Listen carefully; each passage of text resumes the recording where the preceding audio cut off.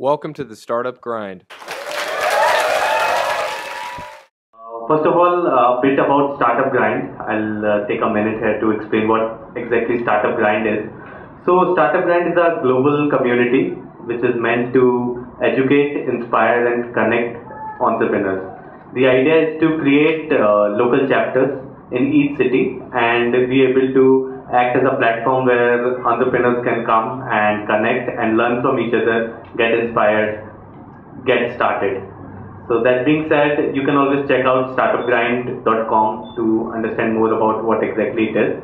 And locally, we are taking care of the chapter of Pune Startup Grind, and probably we'll be having an event every month. So we would look forward to have you coming back for every month, every first or second Saturday. That's what the plan is.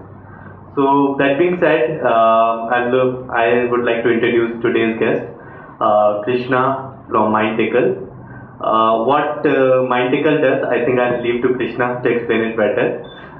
In fact, that would be my first question to Krishna. Krishna, tell about yourself and what exactly MindTickle is about. Thanks a lot, Ayush, and thanks a lot everyone for coming out on a Saturday. And it's a pleasure and honor to be here. Especially on the first session. So let's see how much justice can I do to it. So I'll start with a little bit about myself and then I'll go about MindTickle. So I graduated from IIT Roorkee in year 2000, and I was lucky that I was coming in year 2000, the Y2K year, right? So the jobs were plenty, and I was graduating from computer science. So I managed to get really, just plain lucky that I got 10 to 12 jobs. But I was always an entrepreneur, I had this entrepreneur mindset. So right after the college, in those days I started with a company called Tejas Networks, which was then, that time was the time of networking. It was all optical networks and network systems, right? Because the basic background for internet was being done. So I joined that startup, and then I went to US, did another startup, and then I came back to India, did my MBA from Indian School of Business. Then for a very brief period, I was with Microsoft, and then the entrepreneur in me hit back again. And there was a company called Pubmatic in Pune, which was just starting up. So I came in and joined as a director of products there. So after 10 years of working and learning from several other startups, I finally decided that we can do something of our own. And I was very lucky that I found like-minded people. So we had a team of four people. So four of us co-founded MindTickle in late of 2011, and we started this company. So MindTickle, again, our whole idea was, so again a little bit background about MindTickle. So how we started was a little bit non-traditional. So unlike many companies where you have an idea, then you find a team and ideas, it was completely the other way around for us. So we were a bunch of passionate people, and we used to do a lot of online treasure hunts for fun. So it was just a part-time fun activity, and they became very popular and they became really useful. And a lot of people came and said, we are learning a lot with what kind of your engaging platform. And some companies came and asked us that can you give your platform, because we want to do some of our own onboarding programs on this platform. That was InMobi and Yahoo. And we pretty much got serious, and we realized that in fun what we had created, apparently there is a lot of opportunity. So when we started dissecting further, we realized that none of the systems that were available there at that time for learning were, especially for corporate learning, they were really really old. There needs to be a disruption that needs to be done. But that's how MindTickle got started. Over a period of time, we worked very closely with several companies, and we have almost most of the good companies in India are on MindTickle platform today. And in US also we have got really large companies on our platform. But in that process, we realized that the companies have a bigger pain point, and because our whole point was that how do you deliver value to a company? How do you help them create and deliver business results? And that is where we started focusing, realize that companies are having a big challenge, that how do you prepare your sales people and customer success teams. So today we all have become very demanding, right? Even when you have to go and buy a camera, You can actually do a lot of research and you will ask 10 questions. So like 5 years back, probably the salesman, whatever he gives you, you will just buy it. But today, the salesman or any customer success team, they need to be much more educated and prepared to answer your questions. So that is the challenge that a lot of companies are facing, whether it's in India or US, right? You take Flipkart, Snapdeal, these companies are, Ola, all these are growing at a breakneck speed. But how do you ensure that your teams are prepared at the same level? And this is the kind of thing that these companies came to us and we also figured it out. So in last 1 year, what we have grown our platform is to completely become a sales and customer success readiness platform. So what MindTickle does is, it is a platform where on one side it gives you a lot of tools. And these tools are like the next generation, completely Apple kind of interface, social, gamified, very nice, very easy to use, something that anybody can use easily. And on the other side, we give you a lot of business analytics, which is very important for a business person. Like as a company, when you're running it, so if you start hiring more people, how do you know what my sales reps are working on, what are the gaps? So these are the kind of real data analytics that we give. So to summarize, MindTickle is a sales readiness platform that helps companies to prepare their business people. And to do that, we are combining a lot of next generation things. So it is a cloud-based platform, it is on mobile, it is cloud, gamified, it has social elements, and we are now bringing in data analytics. So doing a lot of 4 or 5 kind of startup work in one company. So I think that was not a brief introduction, but probably hope you understood what we are doing. Definitely. In fact, it sets a good tone to our interview further, because you've given us a lot of points which probably everyone would like to explore with you. Like first of all, you mentioned you started out your first company in 2000, and now after 12 years you again started out a company, and in between, in fact, you've also worked with a lot of startups. So just to know, like, what is the difference you see, what is happening around today and the scene that was in 2000 and in middle as well, like because you have been someone who has been throughout this whole growth that India or the world has seen in the internet space. So how things have changed according to you, and what perspective it has changed for you? So absolutely, I mean, at least I can say that the rate of change has anyways been very fast, right? We have seen STD PCOs come and go, right? So I've seen that in last 14 years, I can definitely say that I've seen a lot of change. So in 2000, again, I was a part of the startup, so it was not my own, but the whole idea by that time was, doing a startup was like a really big thing, because you need to invest a lot of money. There was a lot of hardware required, there was a lot of things that were required, and doing the startup, at least in India, was the most risky thing that you can ever do. So I remember that my parents were also a little bit concerned at that time. Again, I mean, they have been always very supportive, but like having some of the best jobs at that time Infosys, TCS, they were like the thing, and leaving them all, going into a company that nobody has ever heard of, I mean, like, that was a, the suicide of your career. Again, at that time, the whole idea was just get into a good job, learn things, and most of the India was technology driven. We were not business driven. We were driven by technology. We were driven by the fundamental things that were being done. Even this, and it is a very gradual process, because that time the fundamental internet layer was being built up. So it's a very logical thing that the basic infrastructure layer was coming up. But that time, doing a startup thing was very risky. Even if you want to do it, you will not get any business environment, you will not get any investment, you will not get any support, right? So in India, especially, that was very tough thing. There were hardly a few companies that came up. In fact, Tejas was one of the only product companies that existed that time. And over a period, what we have seen is that I'm seeing that 2 or 3 factors that have changed. One is, a lot of Indians have actually made it successful, right? A lot of young generation has now seen that people have gone out, taken risks, and they have become successful, right?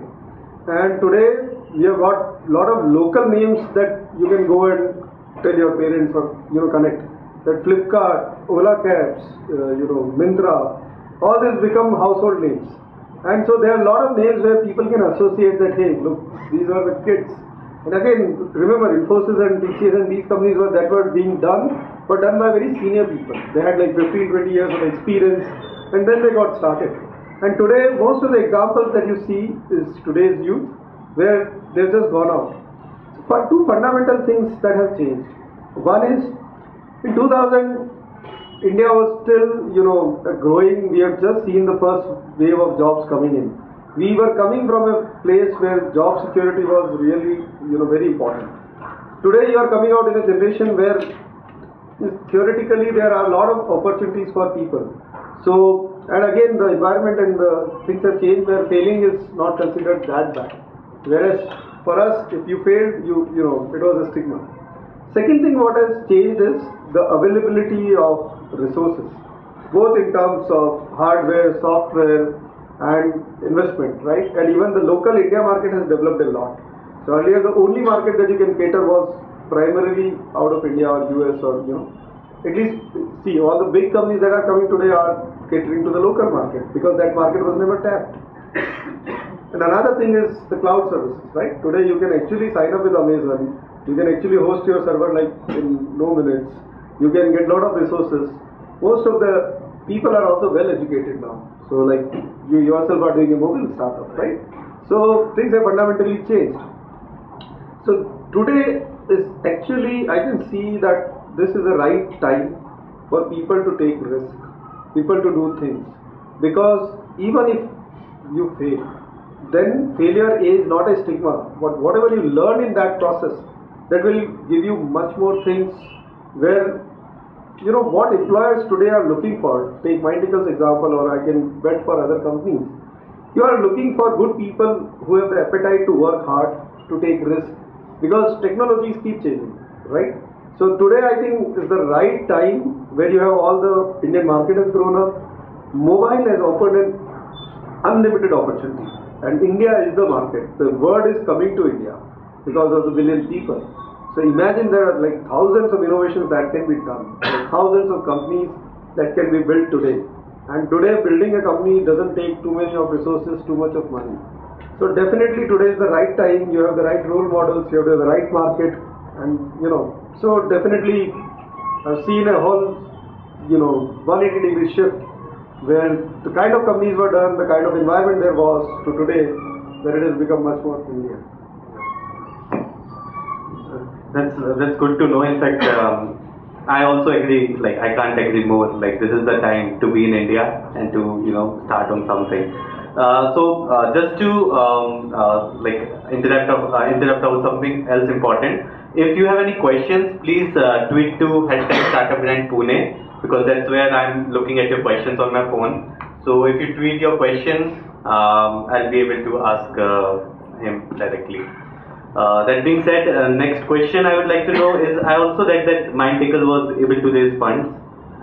So how has that journey been? Like, have you raised funds before MindTickle, or was that your first experience? No, so this was our first experience. So the good thing is we have been in the startup environment for a while. So again, fundraising never happens just like that, right? Like one fine day the fundraising happens, right?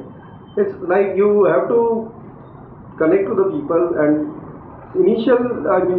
people trust in the initial rounds that what is the team you have, are you passionate enough to run with it, and do you have the capabilities and the belief to go with this.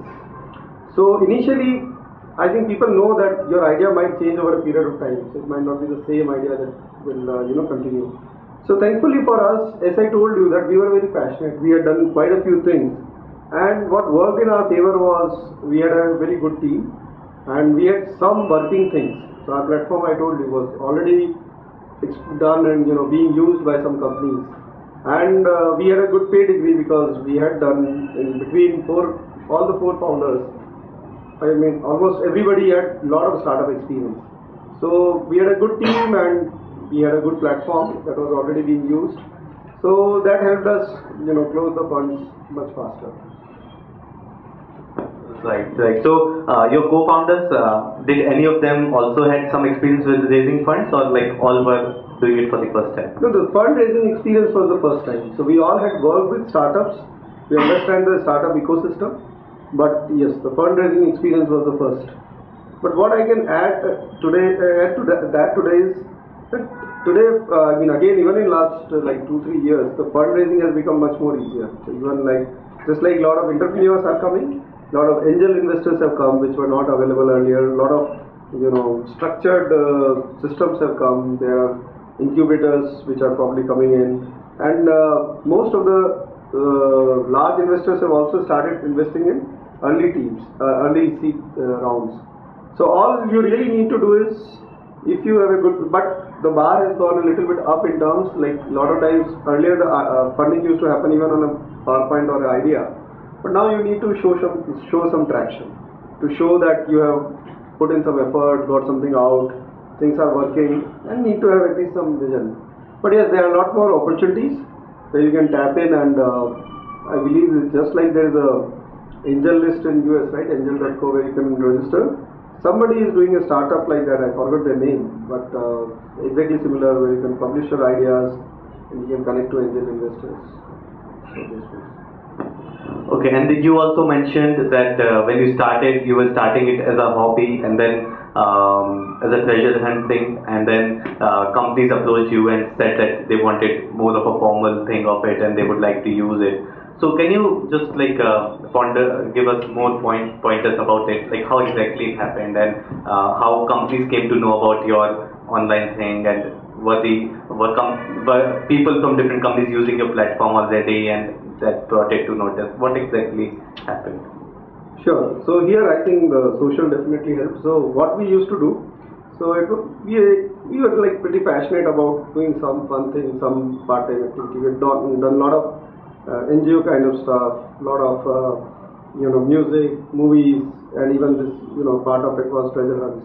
We used to do events on Facebook and just do it on like more around awareness, like around corruption, around sometimes on history of India, so those kind of things. So they became very popular and they reached out to a large audience on Facebook. So a lot of people, our friend circle or people who were in like very good companies were exposed to what we guys were doing. And anyways, by that time we were also getting serious. We realized that there's a lot of potential. So we were also getting serious about the whole idea. And meanwhile, couple of people in our friend circle and our network working in large companies, they mentioned that there is this platform which is working great, and they wanted it for their own company, just to have an event and those kind of things. So we tried, and we said, why not try it out? And a couple of companies tried, and the results and adoption were really good. By that time we were also anyways thinking of exactly figuring out that how we were working on our business plans. So when we saw the response from the companies, and when we saw that there is a core need that was missing element in the corporate, so those two things met. I mean, the need was there, and our product had already got some success. So that convinced us, and then we completely went into it full time. Nice. In fact, even when I came across MindTickle for the first time, I was pretty amazed about the concept. Like, it's a nice concept to just go through it. It convinces you that this is something really nice, which probably I would like to use, which is, I think, a good thing about any product. So, like, how do you keep let's say you are building a product which is about motivating teams all around the globe. So how do you yourself keep that thing going in your team, and also how do you keep how do you keep the culture that new ideas keep on coming, so that because this is something that I believe a lot of emphasis would be on adding new things to the platform, new things that people would be amazed about. In fact, that's how they would use it, that they feel like, wow, this is something I would like to play around. You have to engage the user, which is very not a simple task, at least. So definitely. So one thing that we are completely focused is that since we are in enterprise, so our whole idea is that what is enterprise finally looking at? So enterprise, you have to solve some core problem, and our entire belief was always core business results. Initially we were in engagement, but we realized that finally the core problem is that you have to prepare these people, right? And to prepare these people, there are two things. So till now, most of the enterprise solutions only focus on the one part of it, like the admin side, to the buyer. because he's buying it, so you try to make more features and everything around a buyer persona. So one fundamental shift we always have had and we still have, and that is the ethos in the end user. Focus on the person. So that if you keep a laser sharp focus on who your consumer is, that always, and again we use a lot of analytics and matrices inside the, back inside the product. So we keep working out, put ourselves in that situation. Like if you are a guy, if you are being given this particular product, we actually do a lot of internal dog fooding where you test it out. We talk to a lot of customers. We try to get a lot of feedback from them. So the continuous journey is there, that we keep trying to figure out that what motivates these people and how you can do better, right? So, and the same thing in our company, the whole idea is nothing is done. I mean, whatever is working is good, but you have to always strive and figure out what's the next thing. And that is done through a lot of data and analytics. So we figure out, we have rolled out this feature, and then today, because a lot of these solutions are cloud-based, or so you can track a lot of data, you can take a lot of data across companies, and then you can figure out what kind of participation, what kind of adoption things are happening, and you can improve. So just the pursuit of going to solve the real problem. If once you have figured that out, and once that is in your DNA, then automatically things happen. So while we have an appreciation of whatever we are doing, and we relatively, we keep taking ideas from everybody in the company, but we always try to do better. So that is one culture that we have maintained, and ideas keep coming from everybody. So there's whatever system we build, so it is always open. The decisions are not taken, so they are being shared. So a lot of times what we do is we have a customer advisory board where we design things, we go to the customers, ask them, will this work for you, will this not work for you, why? So take a lot of data, take a lot of gut feeling, and one thing also works in our favor is because we don't come from a learning background, we don't come from a prior sales background, right? So it gives us a lot of flexibility to think out of box. So some people say this is a weakness and we say this is our strength. Because sometimes we are not bounded by what has worked will work. So yeah, the whole thing is, yes, you will have to be passionate about it, and you have to be super focused on how you are solving customers' real problem, whoever your persona is. And then I think you will see innovation coming out. Right, and I saw that you have a pretty, I would say, the best pedigree that usually Indians have, like ISB, IIT Roorkee. So when you hire, do you also look forward to hire like IITians or IIMians, or like how do you usually hire nowadays? Like how is it at MindTickle? No, again, so nothing is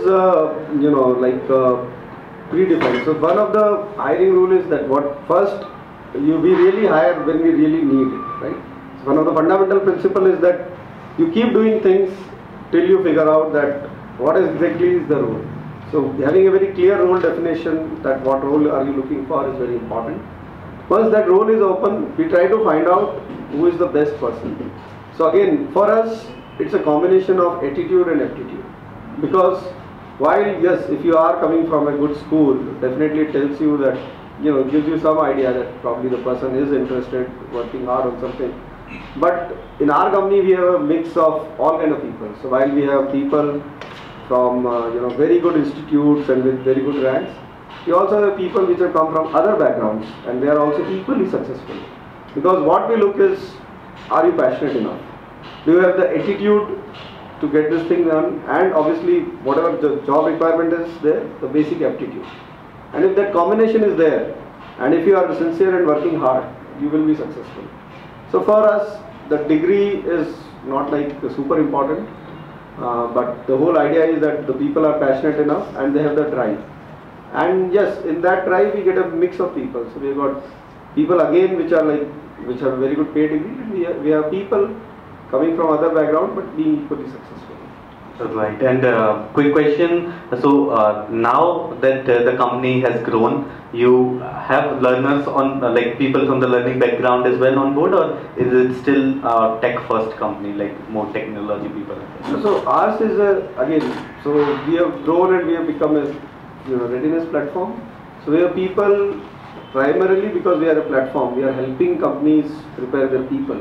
So primarily technology people, but yes, we have a lot of advisors who come from like good sales background.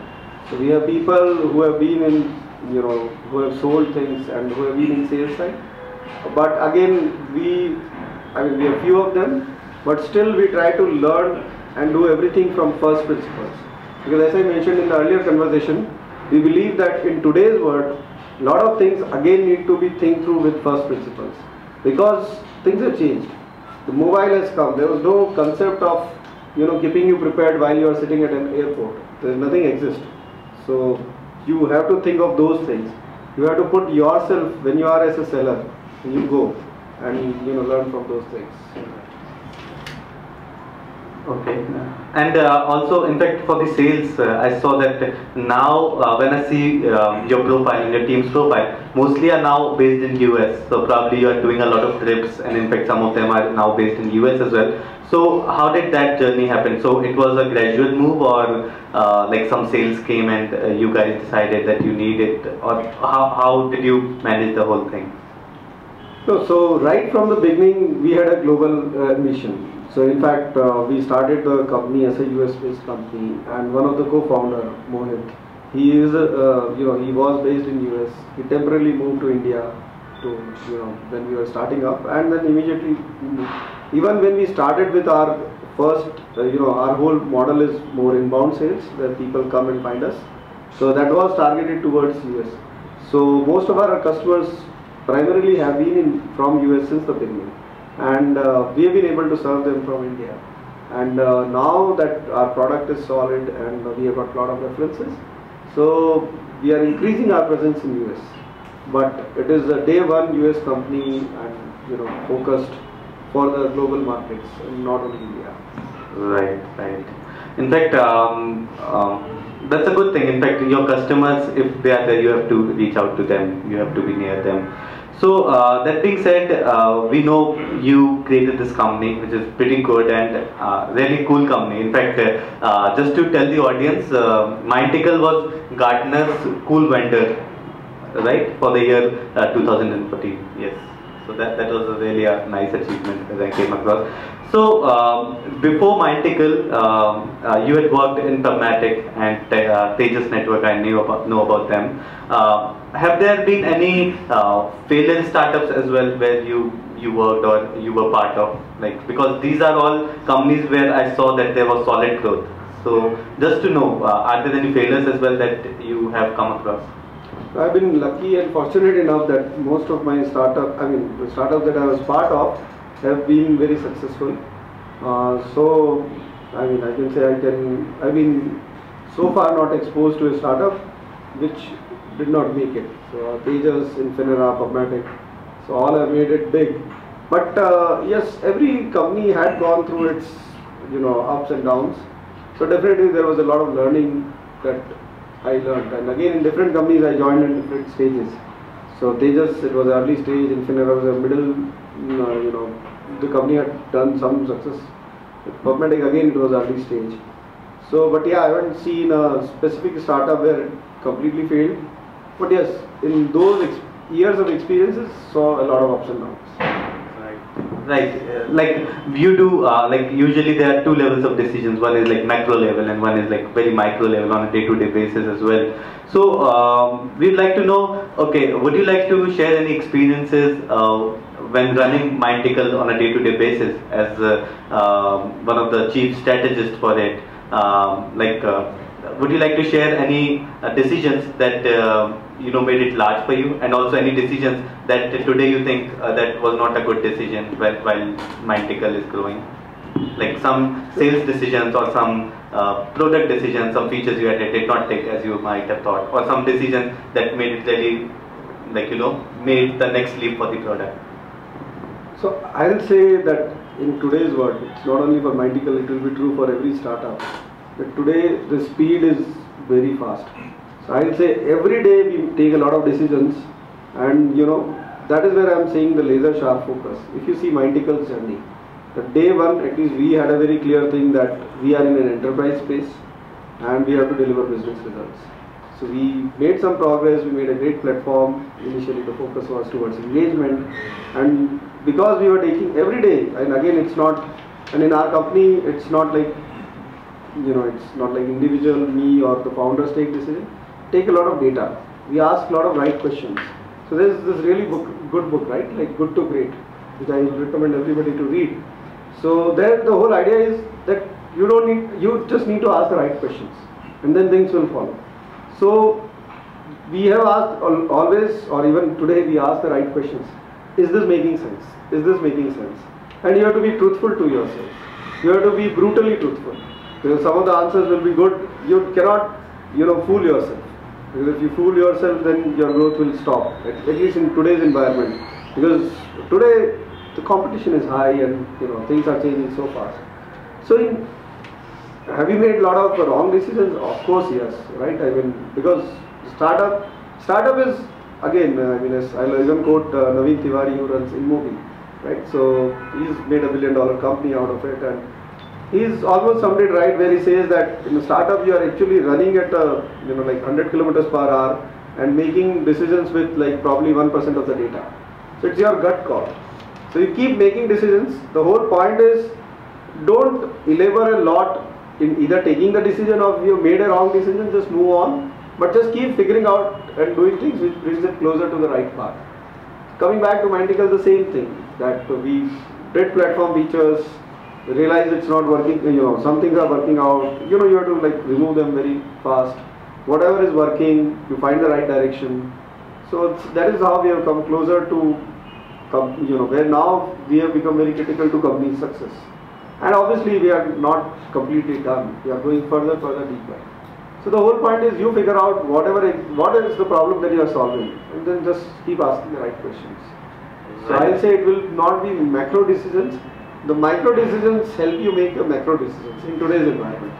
Right. And you will have to make those decisions either right or wrong, but keep making them fast. And over a period, if the majority is right, then obviously you will be in the right direction, and if majority is wrong, you will be in the wrong direction. Right. In fact, that goes well with the next question that I have received on Twitter, which says, what are your plans to tackle competition? Because as you grow, competition is also going to come, of course. So, in fact, I did not come across many competitors as such. Are there? I would like to. So, this is interesting because as we were discovering, we figure out that this is a kind of new category that is being emerging. So, primarily earlier companies used to use ad hoc solutions like they'll do in classroom, or they'll use LMSs, or they will use webinars, and there is no systematic focus that has gone into this space. But having said that, in today's world, if you identify any good space and anybody looks at it, you will find thousands of companies coming into this space. So we do definitely have a head start. But for competition, what I really like is what Jeff Bezos of Amazon said, right? When they came and they said, you have competition from Flipkart and this and that. And he said, we only focus on our end users. If our end users are happy, then we don't care, right? Similarly, for us, the main competition is that is your product continuously serving the needs? You don't need to become stale. The moment you start becoming stale, or the people don't like it, then you will have a real big problem. Competition is always good. We are seeing some of the really good people in US, like some people from Salesforce coming in this space, which actually validates that what we are doing is important, and competition is welcome. Because if you are in a new market, like Flipkart alone couldn't have done everything too. But today, because there were like 140 e-commerce companies, some succeeded, some failed. But at least e-commerce has become a household name. And now if you are doing a good job, because Flipkart did a great job with their customer service, so they are successful. But again, they also have the same challenge. The moment they don't focus, other people will come up. So competition in today's world is I will say the biggest competitor in today's world, which is a good thing, is yourself. And that is focusing a lot more innovation, and that is helping coming out with a great experience for consumers, whether it is in enterprise environment or in a consumer environment. Right. Not to get complacent. Not to get complacent, and not only complacent, you have to wow your customers every day. And if you are not wowing them, then the window that you have is very short. Somebody else will come and take it away. So that has to be an inherent thing that I'll recommend for any startup. Whatever you do, ensure that your consumers are really happy and you are giving them experience. Because, I mean, finally people don't mind today paying for an experience. Like, take a lot of us. So how many of us actually go and take a ticket at the movie show? Most of us book through Book My Show or something like that, right? They charge you some money, but you're fine because the experience is good. As long as you focus on the experience. If any of such companies do a mistake, they don't focus, it will take you hardly a second to move to somebody else. Yes. Your competitor and you are just a click of button away. Right. And another question that has come up to me is, to start out, like let's say, important for someone who is going to start out for the first time. So, what areas we need to take care before starting a startup? Probably, and this would be mainly focused for young entrepreneurs, I believe. Sure. So definitely, one thing that is very, I mean, it will like sound very commonsensical, but it is not so common, is that don't do it for the heck of it, right? Don't go to guitar classes because everybody is going to guitar, right? So do it because you feel like it. You feel for the music. You might take 3 months to learn, you might take 6 months to learn. But if you are going with that passion and vision, you will sustain longer, you will actually make an impact. I really doubt that you will ever fail. I can vouch for it. Failing in the sense, again, you will have to define it. Failing is not always making a $1 billion company. But the fact that the amount of things you will learn, the amount of things that will make you a better person, a better person in your life and doing things. So that is going to happen. But if you do it, because right now, for example, there's a way. There's a lot of cool things happening around and you just want to be yet another cool entrepreneur because that's the thing. Don't do that, right? You need to, even if you don't have an idea, that's okay. Ideas can come, ideas will change, ideas are okay. The first thing is, do you really have it for you to run with it? It's like, can you run? It takes a lot of toll on you, right, initially. It will require you to work very hard, do things that you would have never imagined. So A, that is important. B, not only idea and money, think about the team. Today, technology is abundantly available. You really don't need like some of the most complex servers. You can go to Amazon, you can buy technology, period. But do you have a team which can work with you? Alone you can scale only that amount of, And the last thing which is very important is, because again this is in context of India, that we always are, culturally we have been brought up in a very, because again we have grown in a scarce environment where we are told like, yaar, itna kar le bahut hai. We are not forced to think big. But I'll say at least think big. Think as big as you can think. Because if you think, you don't only think, you have to work also, right? But think big and then take small steps towards it. So it's a dual situation, but you have to think really large and still have a plan to work towards it. Because what that will do is, even if you fail, if you are aiming to throw a stone, which is like, you want to throw it like 5 kilometers long, but then even when you work hard, it will fall like probably 2 kilometers. But if you are aiming to throw a stone from here to this chair, if you fail, it will fall here, right? So whatever you do, think big. There are a lot of opportunities. There is no harm in thinking big. But again, then work towards it, right? So have a vision, but also have a plan towards it. So just don't be in the dream world. So don't think too big and don't work and get into depression. Right? So there's a fine thing that you do. So the whole idea is, yes, you do it when you think you are really ready for it. Try to get a good team of people around it, and then think big, get focused. Because as Indians, another problem is we do tend to get defocused a lot, and that's because of our culture, that's because of partly how we have seen the startup ecosystem grow. Do one thing at a time, and that is the hardest thing to do for an Indian. Trust me. I mean, you will say कि यार ये भी कर लेता हूँ और शाम को 2 घंटे मिलेंगे तो चाय भी बना लूँगा. मतलब, you know, like it's tough. But obviously, other than, I mean, you should exactly know the reasons. Yes, if you are working hard 4 hours to make your money work, then keep those 4 hours separate. That you can do only one thing right. If you don't have any other financial, personal constraints, then just do one thing. Don't mix up 2 things. I have come up with a lot of entrepreneurs, and this, I'll say, I have been guilty of it myself to a certain extent in the initial days, where you try to do multiple things because we think ye bhi ho jayega, ye bhi ho jayega. But focus can only come when you get like so super focused that this is the only one problem that I have to solve. Take a lot of US products. You will see that they are just amazingly beautiful, right? Because they do one thing right, right? They won't solve like, you know, I mean, see Apple. They do one thing, but they'll do it beautifully, and we'll try to do 1000 things together. So if you are in a position, first of all, you have to find yourself in a position where you are doing that one thing. But when you are doing, just do that. If you have any idea, don't mix too many things into it right from the beginning. And I am telling you this as a practical advice because you guys are bound to do it. अरे this is good, but चाय के साथ पकौड़ा भी बेच लेते हैं, पकौड़े के साथ बिस्किट भी आ जाएगा. अरे focus on the tea, get it to a right level. The pakodas will happen. Like don't do that.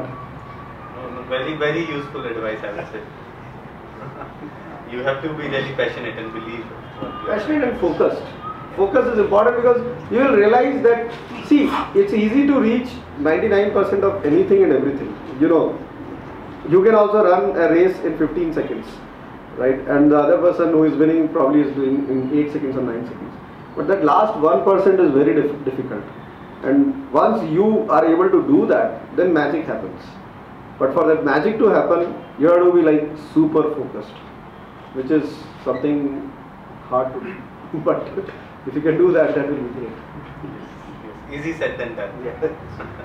Okay, I have another question on my Twitter feed that says, what do you do to generally keep your team happy and motivated? Though we touched a bit on that before, but there's a question that came, so if you would like to answer that. So one thing is, again, you guys are a testimonial, but one big change that I said from 2000 to 2014, that is, at least I am seeing, that when we were coming out, one of the biggest motivation was honestly money, right? I mean, you know, we were coming from a scarce resources, like getting a 3 lakh salary was like phenomenal, right?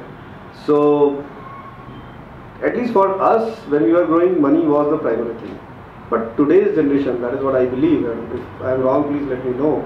But I believe that today's generation values, money is important, but they value the empowerment, their learning, their growth, you know, culture. Those things have become very important for a person. So today I am seeing a lot of people who are not going, you know, they are also evaluating a lot of those measures. So same thing we apply in our company. So our company, it's not about money, you know, so it's not just like, you know, you get like always incentivized by salaries and those things, but also an open culture that everybody is free to do. We are like taken away those hierarchies and those kind of things. So it's like, you know, pretty much an open row house where there are no fixed benches, no nothing, right? You just come, you sit wherever you want, people are empowered, and you do, yes, people, you know, we empower a lot of people. We believe that you are young adults where you can do, we don't need to micromanage people. You are adults who can do, as long as you do your job in time, when everybody finishes in time, then things will happen, right? So people respect each other's work, and then it's a very open environment. It's like, you know, 24/7. We have got food coming in, you know, what your things. We go and play out football. So it's an environment that we have created where we have taken out all the boundaries, all the hierarchies, everything. And the whole idea is you have to learn, and you know, you'll have to focus and get things done. So that is one thing I think, that is, at least we have seen, that the culture and the motivation, the work environment, and obviously you need to give them good work. People need to connect with what you are doing, and in our case especially, we are trying something different. So that challenge, and that challenge is a common challenge. So it's not my challenge, it's not, you know, the co-founder's challenge. It's everybody's challenge, and that keeps them motivated. So they are more motivated to figure out a solution or help the customers than us. So I'll say today cultural things, people having a feeling of empowerment, people in a good culture, giving them, not micromanaging them. Those are the things I personally feel that motivates them. Give them a good environment, good work to do, and people should be happy. Okay. Like this would be my last question, but on Twitter, if you tweet, I am not working. This would be my last question, but the Twitter feed is still open. So if you want to ask any question, let me know. Otherwise, like from my end, I would like to hear numbers now. So can you give some idea about the numbers you are generating for 2014, planning, what's the plan for 2015, what is the plan for 2020, what is the vision? Would you like to give us some pointers on that? So again, I will not go into specifics, so that is where I will say our idea is again think big. So our whole idea is we are going to create the sales category, readiness category. This category is missing, and we are going to be number one globally in this space. So this is a belief we have, and we are confident to make it happen. And we are going to make it company coming out of India, serving globally. The first company where most of the ideas in today's world are probably coming from west to east. But we'll be a company where we are going to deliver a product that wows everybody, made in India, made by Indians, and really solving a need. And I won't go into specific numbers right now. The only reason is the entire focus is we really want to first figure it out that we are really for every customer this product is working, it's successful. We have got more than 60 clients today, right? Both in India and US. US we have got companies like some of the largest theater chains, some of the largest retail chains, companies like we have got Rocket Fuel, Avalara, which are like really large companies and which have already done IPO, which are running on our platform. But the idea is get them right. So the focus is first building the best product that works and taking it to the right customers. So that is where we are focused. We have a great product which has come out. We are taking it to the right customers and focusing on showing the value to the world. And then taking it over, and in like next 2 to 3 years, we will become globally the number one. The good thing is the space is coming up, yes, so already number one. But we'll maintain it and make it to the much larger space. We'll be in all the geographies and make it happen. So yes, we are thinking big. We have big dreams. Right. In fact, I do not see any reason not being able to achieve that. So definitely, fingers crossed, and we wish you all the best for the journey. A round of applause for Krishna. Thanks a lot, and MindTickle. thanks for your encouragement.